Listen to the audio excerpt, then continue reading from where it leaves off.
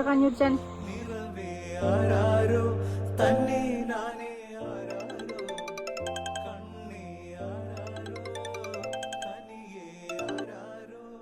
Hello madam, hello, അത് ബാങ്കിലായിരുന്നു. എന്താ വിളിച്ചിട്ട് ഫോൺ എടുക്കാത്തെ?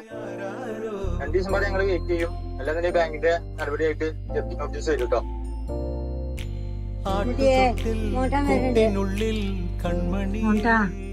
എന്തായാലും പൈസന്റെ കാര്യം ബാങ്കിൽ നിന്ന് വിളിച്ചിരുന്നടാ. ഞാൻ എന്താ കാട്ടുക?